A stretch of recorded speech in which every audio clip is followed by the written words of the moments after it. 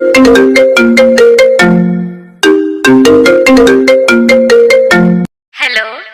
अरे काहे गोरको सुबह के न्यूज देखलू ऐसन का खास रलख सुबह के न्यूज में जी? तहरा के पर साल कहले रहनी कि भाग के बियाह कल तो तू कहत रहलू बाबू माई के शिकायत होई तो होई ना शिकायत। भागे के रहते इतना दहेज दियाई।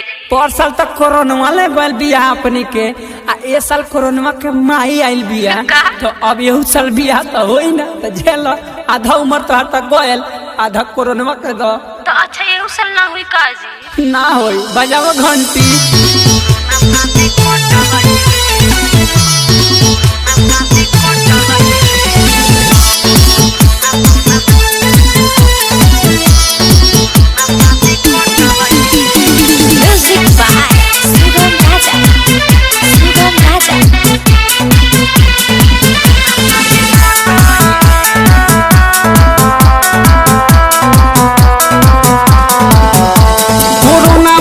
चलते शादी रुकल पड़े साल चढ़ते लगन साला आइले हो साल सब पूरा खानदान के संग आइल बा लड़का बच्चा ले ले। कोरोना के चलते शादी रुकल पड़े साल चढ़ते लगन साला आइले हो साल छिका छुकी पर गई दहे रोते ये मांगे रोते ये करे तकिए के हम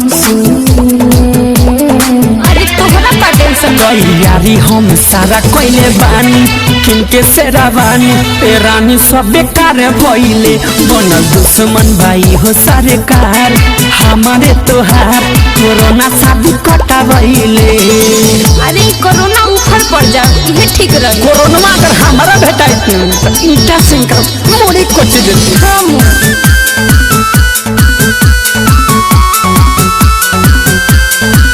हाथी साबुन से चार बेर मलतानी तू मलरानी सैनिटाइजर रख ले बानी बिन पानी जैसे तड़पे मछली हम तड़पतानी। अरे तो कोनो उपाय लगाई ना। हाथ साबुन से चार बेर मलतानी तू मलरानी बिन पानी जैसे तड़पे मछली हम तड़पतानी।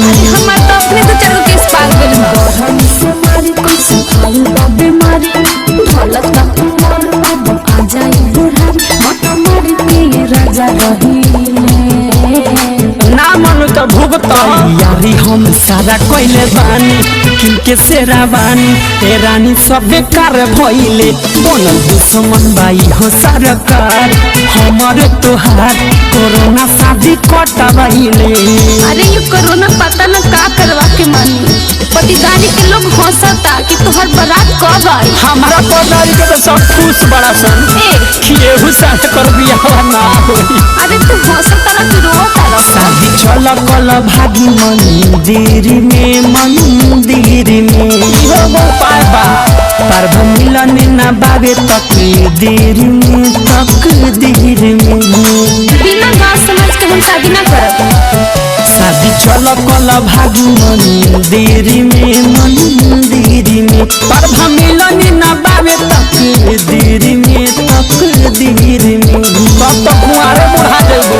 ससी लालिया बसुना हमारा से गाँव घर हसी से काम लिखे तू सहज से हम सभी अब हमरा सुना सहाय यारी हम सारा कोइले बानी किनके सेरा बानी ए रानी सब बेकार भइले बनल दुश्मन भाई हो सरकार हमारे तोहार कोरोना शादी कटा भइले।